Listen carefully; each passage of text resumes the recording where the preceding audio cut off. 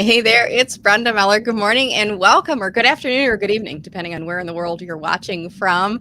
This is my LinkedIn Live show. I call it Social Media Pie because I bring on inspiring people to inform and educate you. And today I have with me a very special guest, Dr. Scott Dell. Hey, Scott, how are you doing this morning?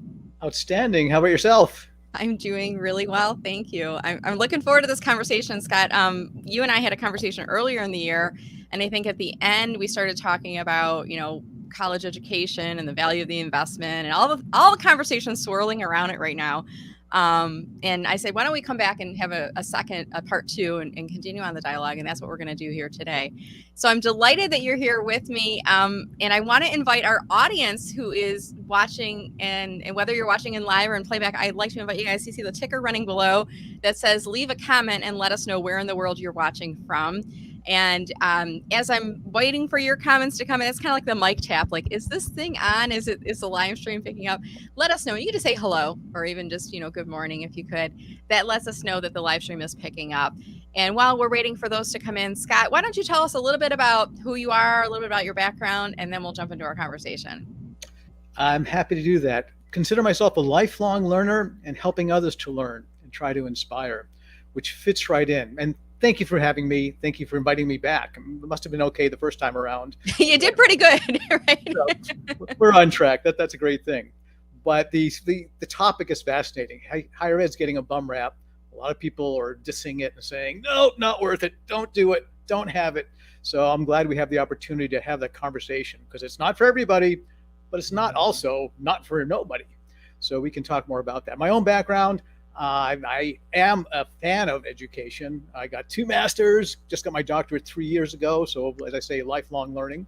The idea, though, is being able to use that education and apply it to making a difference. And that's what I've been trying to do career-wide. I was with the big 8 CPA firms, now called the big 4. So yeah, enough gray hair to go around. Also have been involved in all kinds of entrepreneurial endeavors and have now been a full-time academic for 15 years and relocated to South Carolina 3 years ago. It's an opportunity to share and learn and grow. The Know, Like, and Trust is a great, acronym and a great tag, but share, learn, and grow is what we all try to do, I think. We do it with our families, with our kids, with our peers, with our colleagues, and I'm able to do it in the higher education arena and help our students grow. So during COVID, wrote a book on LinkedIn, started 2 businesses, still try to stay entrepreneurial, teaching my first MBA class this fall, which is really fun. And so keep going in a bunch of directions. That's wonderful. And I have to ask, what classes do you teach? What are the topics or the subjects that you're teaching in right now? The mainstay, I have 2 high-end accounting class with Financial Reporting 3 and Financial Accounting, also teaching in the MBA, Accounting Analytics. Additionally, I've taught things like Model United Nations, leadership, management, and I've developed courses on investments, a variety of topics and areas. I used to teach photography. I taught motorcycle safety. Love to teach. What can I say? Basket weaving? I mean, you do it all, it sounds like, Scott, right? I got to take that class. I'm not real good at that arena yet. So. Yeah, that's awesome. Well, thanks for sharing that. I was kind of curious because I remember, I think it was on your Twitter profile. It's like the accounting guy or something with accounting in it. And I was like, oh, I know he's in higher ed, but it's a little bit of a different background. So, wow, it sounds like you've got a lot of experiences, and you're of a, helping the next generation mentality and paying it forward. And you understand the value you bring to society is not just what you're taking out of it, but what you're giving back and how you're driving others forward, which is really amazing. So we are here talking about, and you can see the topic right above us here, guys. This is what we're going to be talking about today. We're going to be talking about college education for career growth. And is it a worthy investment, or is it an unnecessary expense? And you said yes to both, Scott. So let's start with that. I mean, do we need a college degree? And this coming from, your response is from a person who is in higher education, who's teaching, and this is part of your career. So tell us a little bit about what you're thinking there. Okay. I'll tell you the one answer I expect in all my classes whenever I ask a question. It's 2 words. The answer should be, it depends. You say, wait a minute, Scott, you teach accounting. Isn't 2 + 2 4? Not always. Okay, or 1 + 1. You get a family, 1 + 1 might have 4 kids. Now it's 6. the answer is it depends. But the follow up to that has to be, and I will always ask, it depends. Great answer. That's what I'm looking for. It depends on what? So let's answer the question that we're asking: is college education worth it? And the answer is yes and no. It's not meant for everybody. I'm not here to plow through and say everybody should get a college education, but it really does set you apart, and it does get you ahead. There's a quote, if you've ever heard of Alvin Toffler, he wrote a book, The Future Shock, about 50 years ago, I think like 1970 or something. It's been a long time. His quote is, "The illiterate of the 21st century will not be those who cannot read and write, but those who cannot learn, unlearn, and relearn." So if we think about that, it means, well, what is education? Is education going to classes, falling asleep at the lectures, or skipping classes and getting drunk on Friday night? Actually, that's part of your education. That's part of what you do, possibly. Not everybody goes binge drinking. Not everybody falls asleep in class. I have many students who are dedicated. They're on track. They get things done early.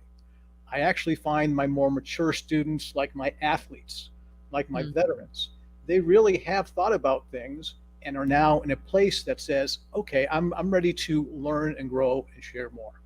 So learn, share, and grow is really a powerful model to take a look at. So it sounds like a little bit of it's the personal desire, or what's the end game, I think, is an important part of that conversation. Would you agree in terms of choosing college? Big time. What's your why? I mean, the Simon Sinek why is going strong, and I'm a fan. I actually use that as my first exercise in my first class, and then we do the 5 whys exercise. Why are you here? Oh, to get an education. Why do you get an education? To get a better job. Why do you get a better job? Support my family. Why do you want to support your family? Because I want to be happy and grow. And the 5 whys is a powerful formula too to go through that. And I used it in consulting and coaching and having other folks understand, because the problem when I was doing consulting, people would tell me the problem. That wasn't the problem. The problem was 3 layers deep or more. And that we have to get to the root of it. So the educational side, think about the average college student changes their major 3 times. That means some will change 5 or 6 times, and some won't change at all. They know what they want. They go in, they're on track. But think about doing that without a college education. I saw a LinkedIn survey, and it said, you know what? If I had I dropped out of college, and actually that's tragic. That the dropout rate for folks that were walking away with college loans and not getting a degree, that's like 40%. That's a pretty big challenge that we need to work on some way to overcome. But the challenge also is when you're in college and you're saying, okay, I'm not sure what I want to do. So you get to explore things. How about not going to college and taking 15 years to do that exploration rather than being in college and taking 2 years to do that exploration? Right. I'll give you a prime example. I'm a CPA. Okay. Don't ask me a tax question. I'll have to call my accountant, because taxes aren't my specialty. I was an auditor, and I love business as a whole. But I managed an H&R Block office as an undergraduate in Boston and realized I don't like taxes. Okay, you say, CPA doesn't like taxes. That's right. I think it's more like law. Chapter and verse. Do I want to memorize the numbers and the rules and the regs? That's helpful. I love saving money and helping others save money. But I think there's folks that really enjoy that. Taxes are a great direction for some. But for me, I said, that's not for me. I'd go to law school. It's more like law. Then I realized, if I went the accounting track and then graduated and worked for a CPA firm for 2 or 3 years and did taxes, says, this is nuts. I don't like this stuff. Right. Not that any time is ever wasted, but I'd be 5 years down the road saying, I don't like this. Let me try something else. That's okay. You got to be brave enough to want to change too, because I see some people that are just they're a little dead inside, like they've been doing the same job for 20, 30, 40 years, and like it's all they have ever known. But if you ask them, do they like their job? They're like, well, I've been doing this for 30 years. Yeah, but do you like it? Well, I like my weekends, and it's kind of like, well, you've invested all this time, and then there's also people who are like 40 and 50 years old who are leaving corporate and starting their own business, or changing in career paths entirely. And then sometimes, I want to move to the second half of this, which is the unnecessary expense. There's some people that go to college because we're supposed to go to college, but they're not driven. They're not really wanting that next step, or they pick a big school with a a well-known logo and a very expensive tuition that goes along with it, and incur all of this student debt. And there's a whole Classes of conversation, 200 or 300 with 4 TAs, teaching right? assistants. Yeah. Yep. Is that the place? Yeah. And first generation students, the last two schools, the previous school, I never thought I'd be a full-time academic. Let me start with that Yeah. premise. Mm-hmm. And I have been now for 15 years. But my last school was a lot of first generation students. My current school is almost half first generation students. Okay. Those are the folks that get the most out potentially if they can be engaged. Mm-hmm. Let me talk about engagement just for a minute, because you say, yeah, I'm going to school. That's great. Are you graduating? Do you have a goal to seek? Do you have something that's, you're shooting for the stars? What's that star you're shooting for? If you're not, you're kind of bumping along. Yeah, no goals. Okay, you might get there. If you don't know where you're going, you're never going to get there. So the opportunity to really experience things is on you and to be encouraged. One of the challenges of our first generation is they really don't have the mentors or the role models in a lot of places to really seek out and say, oh yeah, I can network. I got some friends or parents or neighbors that are whatever. They don't have access to that in a big way. So hopefully they can pick that up through their faculty. They can pick that up through other services offered in the school, through being active in organizations. The key is engagement to develop a lot of these skills. You hear about these soft skills, and the term soft skills bugs the heck out of me because there's nothing soft about them. I call them success skills. And to be successful, you need, and I'll call this, I get something called the 4 C's that I kind of talk about. And the 4 C's, you need communication skills. Well, you can get that without going to college. And you can, and by the way, Toastmasters, I'm a real Toastmasters. Toastmaster right here too. I'm going to give a plug to them too. Absolutely. Excellent. It's powerful. Now, whether you go to college or not. But the other communication skill besides the team, just presentations and those things you do pick up in college are the listening skills. So where do you learn to listen? 2 ears, 1 mouth, that's the formula to go with that. So that's one of the C's that I see as powerful and needed. Another C is the critical thinking aspects. So you say critical thinking, and by the way, there's nothing wrong with the trades. There's nothing wrong with the 2-year school. There's nothing wrong with no school. If that's what you want, if that's what you desire, and that's what can I insert something into that conversation? Because it's kind of like we say there's nothing wrong with, which it makes me think about, Scott, when you say don't think of an elephant. Can you not think of an elephant when I say that? Like, there is a viable career path in the trades versus there's nothing wrong with the trades, right, as a path. So that is an alternative career path, right? There's nothing wrong with the college path either, by the way. Yeah, there you go. Okay. Fair enough. And there's nothing wrong with chocolate. Okay. I mean, so if you're going to say there's nothing wrong with pie, I'm going to have to shut this whole thing down. And then we're okay. I'm not going there. I don't dare. I think I know better on that one. So that's part of the critical thinking. I think I learned that along the line. So, but there is opportunity in the trades. There is opportunity. And I'll give you an example. Walmart also gets a bum rap. But Walmart 5-6 years ago was saying, we hire from within. We're proud of that. And then they realized they weren't getting the skill sets for their management to understand data analytics and technology and some of the other things that they really need to be effective in their management roles. So they started reaching out saying, we got to hire college students. Okay, Sam Walton was a hire from within guru. And that was his mantra, one of his mantras. But being able to go in and say, you know what? We need some additional skills. So what does college get you? It shows that, you completed something. You went to classes sometime. You did pass your courses. You have some time management skills. You have some communication skills and interaction skills. It's an area that you explored and you succeeded. If you don't go to college, that's okay too. You can go down any path. I mean, you can go to Hamburger U at McDonald's, and I'm not downgrading that. Chicago is that a place? Do they have like a Hamburger U at the McDonald's Corporation? McDonald's has Hamburger U. Okay. Dunkin' Donuts has Dunkin' U. I grew up not too far outside of Boston from Dunkin' Donuts. Nice. So they all have their own educational opportunities. But if you don't have enough of a broad of a base of understanding, what can you build on? My dad used to talk about the cup of water. If you want an 8-ounce cup of water and you start with 4 ounces, all you need to do is add 4 more ounces. That's great. If you start with 1 ounce and you add 4 ounces, higher level math here, you're at 5 ounces. You're not quite at that level. And if you start at ground zero, you got a much longer way to go. Mhm. Colleges can be that springboard to do that. Well, let's Right. talk the numbers just for a minute. Let's look at what the average median wage is for a high school grad versus a college grad. Mhm. Stats came in. This is a Federal Reserve Bank study. Average median wage for a high school graduate, $30,000. Okay. And you start saying, how could Is it now? Is this like everyone at every age from 18 to 65, or? Yeah, well, it's actually 22 to 27. Okay. Okay. So they did isolate it in the 20s. So Okay. you're right. But hopefully by the 40s and 50s, you're more than 30,000. Hopefully, yeah. I always wonder what those averages. Yeah. Okay. Yeah, averages and statisticians, you got to be careful. Right. They're going to be like, well, what's the sample size, and was it weighted? And they'll ask all those questions. Yeah. As an academic, yeah, we tune into that. Are you just showing the top part of the graph that shows, Right. wow, and then there's a whole thing at the bottom that's not that significant. So Mhm. that's But this is part of what I think higher education, even like K-12 and higher education teaches you, is critical thinking to ask. That's what my immediate thing was like, well, wait a minute, 30,000 based on what? And is that US only? Is that Ohio? Is that South Carolina? Like what, and is it in the rural areas? Is it in the cities? Is it, 18 to 65? You have to like ask those questions.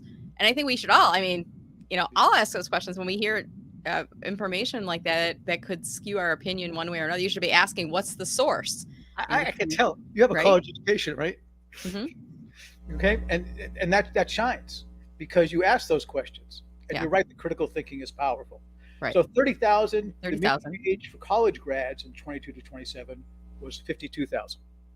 Mm-hmm. All Of right? a college grad. Okay. College grads. So officially, that's a 73% higher. Okay, you can run the numbers. Over 70% higher for a college grad versus a high school grad. Now, I wasn't going to say just a high school grad, but a high school grad. And Right. again, there's nothing wrong. We're not saying better or worse. Yeah. But Now I'm gonna counter that with, if my 17-year-old son was sitting next to me, because he's not going down the academic path. He may do community college, but he doesn't really enjoy it. He got through his high school math, or his math classes. He's a senior right now, so thankfully he doesn't have math this year. But he doesn't like he doesn't really want to do this anymore. He kind of feels like it's being forced on him, and he does not want to go to a 4-year, which I'm fine with. I'm like, you just got to figure out what you're going to do. And he will say, if I were to share that stat with him, he will say, yeah, but what about the Mark Zuckerbergs and all the people that either started in college or dropped out, or, other people who didn't go to college at all, and they're multimillionaires, and these entrepreneurs and people that are, and he's like, what about that? So what do you say to him? Where did Zuckerberg and Gates drop out of? Yeah. They dropped out of Harvard. Okay. So they got into Harvard, meaning they have a certain level of accomplishment to get there. Frankly, it's like the big 8 CPA firms, the big 4 CPA firms. Mhm. You got into the big 4, it means they screened you already through high school, college, and a whole bunch of things, because that's what they try to attract in terms of the nature of the folks Right. that are employed. So, okay, college dropout. How about the billionaires that never went to college? Right. Exactly. There's another whole category, the people who never started, right? But what are your odds? How about Mhm. the basketball players, the football players, and the soccer players that are making millions of dollars a year? Right. Hockey players as well. What are the odds of you getting at that level with the raw talent that you have? You're a go-getter. You're out there. You were selling newspaper at the train station or at the airport when you were 12 years old. Those are valuable skills to gain.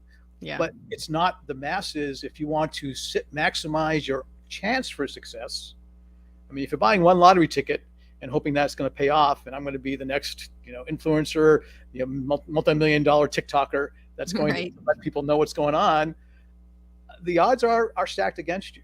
Yeah. And the odds of the applicant tracking systems.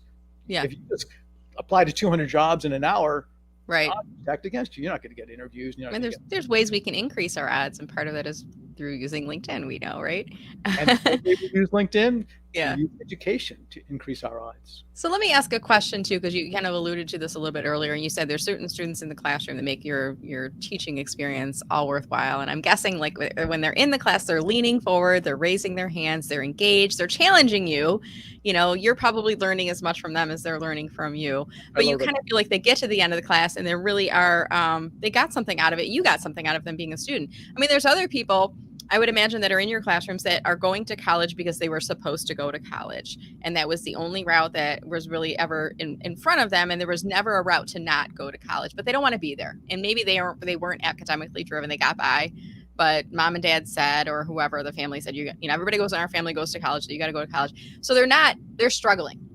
They're not engaged. They're the ones that are sleeping on the desks. They miss exam day because they didn't look at the syllabus to see what day that the class was. Not my students, but anyways. No, but hypothetically. No, you're right. And my students too. You're now, right. do you think, it makes sense for some of these individuals, and I'm not going to say kids because they're adults because they're 18, but does it make sense for these young adults to not go to school at all, or to wait until they figure out what they want to do? And that might not be until they are 22 or 25 or 30 or even 40 to go back to school, or if at all.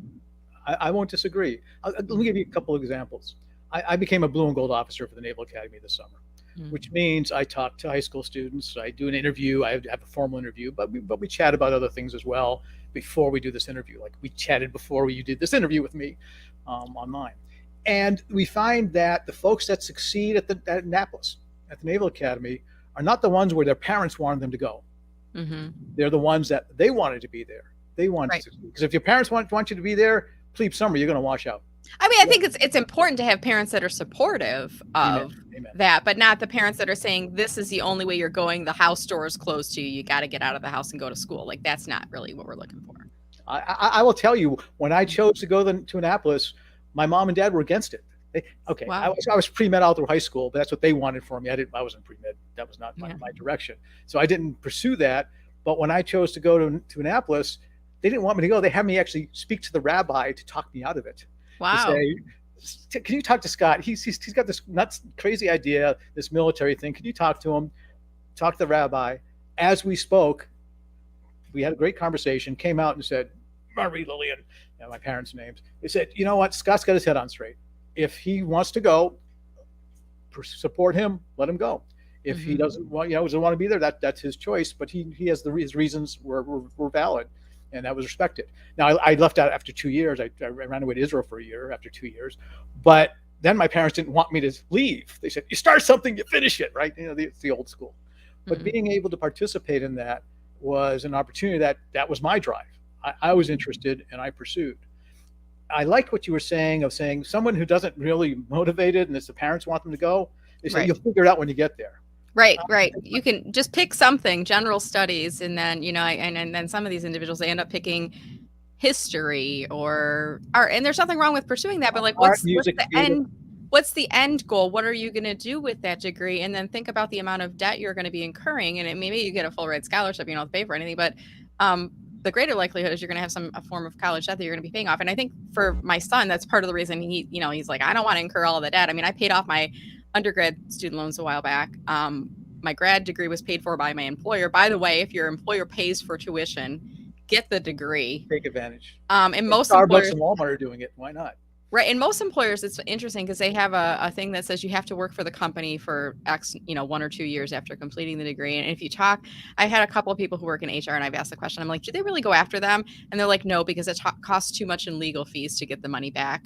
They use that as almost like a scare tactic to keep people with the company because they've invested and paid it for them. I had a tuition loan agreement from one of my companies. We're a training company and we give high-tech training. We train them and they are now instantly valuable, ready to double their salary in technology. Right. So, but I want to talk, because there's definitely an increased focus right now about the trades. And here in Michigan, where there's a shortage of skilled trade workers. And there's a lot of everywhere. Yeah, right. Everything's happening at the high school level, even now where they're expanding their CTE programs and at the community college levels, they're getting into more of the trades and even like an apprenticeship program where they do some class studies and they work with local businesses and they're getting folks. So, we're going back to the topic we're talking about here today. We're going to shift gears in just a second to go into. I will say, if you want a 6-figure job, welder. Yes, right. Nothing wrong with a welder. That's a skill, but the same way roofers and carpet layers wear out their knees, welders get worn out too. It's a heavy, intensive. How long can you last? So until you grow your business and bring in younger people to help do the work for you, right? That's right. That's it. You got to think about that path. If you're aspiring to management, if you're aspiring to growth, lifelong learning, whether it's these certificates, whether it's higher ed, whatever Yeah. tools you use. But I will say the one other thing, I mentioned the 4 C's earlier. And the Hmm. 4 C's go along with saying, yep, we've got the communication, the critical thinking, cultural Yeah. awareness. The last one that is underrated and increasingly important is creativity. Mm. Because you brought up, okay, art major, music major, Right. psychology major, sociology major. Those are all wonderful for creative thinking, which we all need in business, in growth. How do we solve the world's problems? Well, it's the horse and buggy. Do we get faster horses or do we get a car? And then once we get a car, now do we go petrol, electric, whatever direction? How are we creatively thinking growth and direction without having a base of saying, well, again, electricians. I just had an electrician out 4 days ago. Great. Right. Needed the leading electrician. His skills were invaluable, much more better than mine. Right. But and that's what he does. But I think the big thing is though, Scott, and we're going to move into Q&A here, is like figure out, I mean, you talked about your why earlier, but figure out what makes you happy, what you enjoy doing. And that's kind of what I'm trying to encourage my son to do right now. Like, figure it out. Like, he's been jumping around from restaurant job to restaurant job. And now he's taking some woodworking classes and some cooking classes and things in high school. And he's like, maybe I'll try this. And I'm like, just lean into something that makes you happy. And I liked your point too, Scott, about the lifelong learning. And I've always encouraged him. It doesn't matter, you don't have to pick now what you want to do for the rest of your life. Just pick something that you want to do now. And then later you can always change to something different. But, I by the way, think, there are programs yeah, nationally, not just military. I mean, the right. gap year or two, but there's other things you can do to travel, to gain exposure, to gain experience. Teach English in Japan, or go and do something different to get some different experiences, and that will set you up saying, "Oh, I enjoyed this, and I didn't like that," because the changing of careers, changing of goals, changing of majors, Yeah. it's going to happen. What's it? Average 7 careers, not jobs, but 7 careers over a lifetime. Yeah. Absolutely. Hey, it's interesting, Scott, we got a comment that's in chat right now. It's a little negative. I'm not going to pull it up on screen. But I always find that when we start to get some negative comments coming in, it means that we've struck a nerve with people. And we've gotten some good reach. So kudos to you and my friend. I'm not going to pull that comment up on screen, but I do appreciate all comments. I will reply to it on the timeline later and let everyone know that your comments are public. Did you know that? When you comment, if you comment positively or negatively, everyone can see it, and we can see in your activity feed. For the next And 100 years. right? And we're all entitled to opinions, but do you stake your business on it? Do you stake connections? Because you might lose connections from negative comments as well. So there's a little learning for you. So I want to pull up, we do have a question from a fellow doctor, Dr. Brian Grossman. Brian is asked, do you know Brian, by the way? Do not. I feel know like Brian. you guys should know each other. Yep. If not, you should definitely connect. But Brian is asking, what are your best suggestions for helping high school students decide on college or trade school? And what are your thoughts there, Scott? Excellent question, because you're right. There's so many directions to go. The opportunities. Let me think about that for a minute, because there's these aptitude batteries you can take. What are your leanings? What are your passions? What do you want to pursue? It's the person, individual, that you need to find out. You say, well, what do I know when I'm 16? Actually, you know a heck of a lot. You really do have a feel. I mean, you were talking about your son saying, higher ed, not for me. That's not where I want to be. And you're going to love him and support him no matter what he does. And if he goes higher ed, you'd support him. If he doesn't go higher ed, you'll support him. Absolutely. So the idea is trying to figure out what is that passion and developing that understanding. But the opportunity to give experiences. If you have someone who's been playing video games, I mean, think about the single level video game. All right, nobody plays a single level video game. So if you don't get that higher education or that stimulation for a desire for education, for lifelong learning, you're going to stay at a single level for a long time. And we want our kids to be able to level up and surpass us and grow. So we're thinking that, what is your passion? What do you like to do? Where do you want to go? But they won't know anything if they don't have a basis for comparison. So take them traveling. Head over to Europe, head over to Africa, head over to Asia, wherever it might be. Experience, get opportunities. And it doesn't have to be a global travel, but there are programs at most of the schools in the summertime, whether it's STEM education, whether it's career education. There's a truck here that follows the schools and the high schools that you can practice being a truck driver, you can practice being a carpenter, all kinds of experiential learning that you need to experience to help make that choice. Because if you don't know what you don't know. Yeah. Absolutely. Great question. Thank you, Brian, for watching, Right. and thanks for that response there, Love Scott. to connect. All right. So I want to pull up, there's a couple other comments that we've received from other folks on here, and Joey Himmelfarb. Hey, Joey, how are you doing? Joey, I think this is really what we were talking about earlier. Some smart folks didn't go to college and some not so smart folks did, right? So college isn't necessarily a determinant of success or of I don't want to say learning, but I'm not sure what we're trying to get here too. But I think the point that we're trying to make here is there are multiple paths for career success, college education being one of them. And the statistics you're saying, Scott, show that there is a higher level of income with the college path. But we also know that there are $100,000 welders out there, and there's If I different make a paths to comment go. on Joey's, I like to, the academic. Let's wordsmith this. What's the word mean smart? Okay. Yeah. Smart, are you talking about book learning smart? Or are you talking about IQ smart? Or are we talking about career smart, street smart?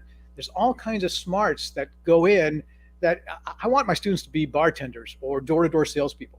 I want them to develop those personal skills, those interactive skills. That's where the athletes can and do work on teams. That's where people can understand. And if you have some of those skills, some of the best majors are psychology graduates because they have an understanding of interaction, the mind, and some other things to go with that. So I you know what? I'm not saying everybody should go to school. I'm not saying, and chances are the A students may succeed, but I think that what I've read, the B students and the C plus students can actually even succeed more. Absolutely. So it's kind of interesting when you look at that, saying, I know we emphasize academics. Yeah. Whole other realm. It's funny because when you think about it, there's a different way of looking at things too. And my son, in his junior year, all of the kids had to take their SAT. I think it's SAT, right? There's ACT and SAT, but I think everybody's moving to SAT. And there's 4 categories, and there's like a big roll-up score that you get, and then it shows you like the where your child ranked in each of the categories, and it shows you the total score as well. And we're looking at, and math was not his strong subject, so math he's like below where the average is. And I said, but we're kind of looking at this, and I could tell he was a little like, he kind of cares, but he doesn't care, but he does care what I think of him, and he wants to do well. And I said, you know what, Joshua, I said, let's think about if we were to take the word mathematics out and let's put in the word woodworking or cooking or welding. Because honestly, the only 4 categories this SAT are measuring, and I can't think of it offhand. The 4? I know, like math and science. Is it writing? English. Well, there was 2. It was math and English when I was taking this. Okay. And they added 2 more to go with that. Okay, so I can't. And if you're watching right now, if you know what those 4 categories are, drop them into chat. But that's the only 4 categories it measures. It doesn't measure your strength and your desire and your knowledge of cooking, nor the goal of those tests are screeners for college. Right. Well, they are, but I mean that's a tool that's being meant to be a screener to go on to college with these traditional categories, and it doesn't measure your ability to be a good friend to people, and and there's other things it doesn't mention. So I said, if it were woodworking were a category, I'm sure you would have excelled at it. And he's like, yeah, you're right. So, I think sometimes it's like looking at what is it that you enjoy doing, because you're going to do better at the things that you enjoy doing. So if math is not a category you're doing well at, you're probably not going to be in a career field that's related to math. Look at the categories, the subjects you are doing better in, right? But I will give a plug to accounting. Accounting is 4-function math. You don't need calculus. Right. Subtract, multiply, divide. But that's the image. Accountants you're good at math. Not all accountants are good at math. It's just they problem solve. They can think creatively and access information. Yeah. And I want to pull this comment up from Sue Griffey. Do you know Sue? I do. I feel like all the really good, nice people know each other. And anytime I see like the Bryans and the Sues come out, I'm like, oh, you got to know each other, right? And Sue is awesome. She's a big career cheerleader and supporter of so many people. Thank you so much for watching today, Sue. And she says she loves the way that I'm teaching guys, highlighting everyone's opportunity to engage in the plus and minus of doing and how you do it. I always look at, I don't have mistakes, Scott. I have learning experiences. And, there's energy moves in one direction. So we can take something like a negative comment on a post and we can stew and we can respond back to it, or we can kind of pull it back and we can use this as a learning experience for the entire LinkedIn community and for others as well. I mean, this is a professional networking platform. And similarly, I'm sure you have exchanges in the classroom where there's positive and there's negative aspects of it, and you as the professor, as the teacher, you have to kind of rise above, right, and move things back to the conversation at hand. But Sue, I love the fact that you're as positive and that you see that point of view. Scott, And I anything you want to add kind of on like that? when you said there's no, it calls them learning experiences. I have the same motto for failure. There's no such thing as failure. I call them learning experiences as well. Yeah, awesome. Well, I want to start to wrap up our conversation here today, Scott.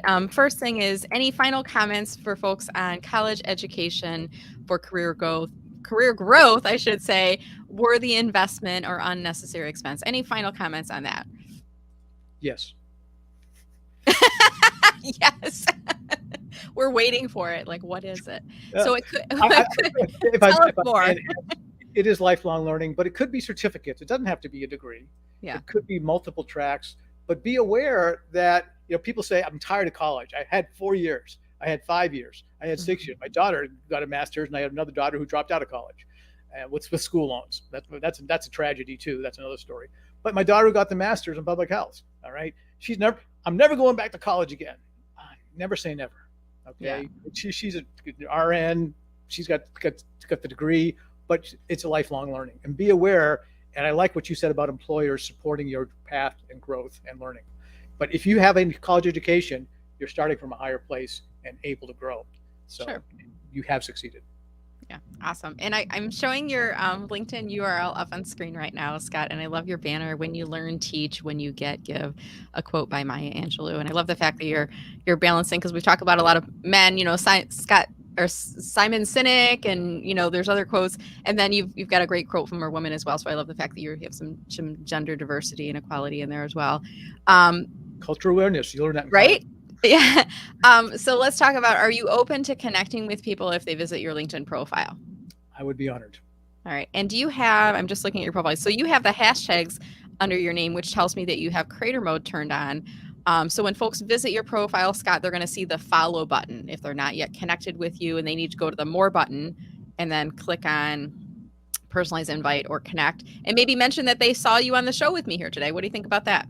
Always comment when you do an invite. Yeah, I agree. And yes, I would love this. Helps remind me in 2 years from now when we talk again, I say, oh yeah, Brenda introduced us. Thank you, Brenda. Right. So it'll bring back fond memories. Yeah. Wonderful. And by the way, in the about section, there's also some other links. And I've got a couple of groups that are geared towards the career space, the coaching space as well. Well, tell us about those. Since I'm on your profile, I'll scroll down, and why don't you tell us about the groups right now? So I have a career jumpstart group for career professionals. Okay. We have another company called Future Forward Academy, and that basically helps career service offices, which are having trouble engaging the college students, and we get college corporate sponsors to help out, to help finance some of those activities. We also have an accounting student exchange for business professionals, which is not just for accounting students, but often students and business professionals get together, compare notes, and interact. And then we have a coach's corner for coaches in general. So those are the three groups that I oversee. Are those in your about section, did you say, or where are those at? Yeah, they should be in my about section. If not, they will be in the next hour. Okay. I'm like, maybe I could be missing them. I want to make sure I'm in the right area, but yeah, definitely drop them into the links on the chat for this discussion here today. That'd be awesome. Will do. All right, cool. All right, Scott. Well, I really want to just say thank you so much for jumping in and having the discussion here today. I know there's a lot of national conversation going on right now about the value of college education and, student loans and student debt. And I think I'm walking away with, some perspectives that you're sharing with me. And I'm always open-minded, similar to you, lifelong learner. And I just want to thank you so much for coming on and for sharing your perspectives with us today. Honored to be here, and I appreciate your commitment as well to helping others. All right. Awesome. Well, I want to thank our audience for watching. And whether you're watching in live or in playback, if you haven't added a comment yet, we'd love if you could add a comment before you leave and just say great show, something like that. If you enjoyed the discussion, leave us a comment and let us know. And maybe even then you could share the video as a post on LinkedIn and tell something that you learned. Maybe there was a nugget in here that you grabbed that you might be able to share out with others, and it might help somebody who is just getting started on their career or maybe working with high school students or college students that can impart that knowledge onto them. If you do share that post out, I would encourage you to tag @Scott Dell in your post, because that will help him to know that you're talking about him in the post. And it's kind of my way of paying my guests for being on the show by giving them some additional visibility and additional reach that's out there. And then with that said, I want to remind you that I'm doing these live videos about every Tuesday on my LinkedIn company page for Meller Marketing. I'm also broadcasting these on YouTube as well as on Facebook. But the benefit of putting it on my Meller Marketing page is that it sits inside the videos tab. So if you miss one of the shows and you want to come back and watch it later without having to leave LinkedIn, you'll be able to find that on the Meller Marketing page. So on behalf of all of us, thank you so much for watching. Stay safe and stay healthy. And Scott, I look forward to someday in the future. I feel like we've met each other, but we haven't actually met physically. But hopefully someday I can get out to South Carolina, or next time you're in Metro Detroit, we can meet up in person. Come on down to Hilton Head. Let me know, and or maybe I'll make it back to the Midwest, up to Madison. So awesome. On the way, we'll catch up. Definitely try that. All right, guys, have a wonderful afternoon. We'll see you around LinkedIn, and take care. You will.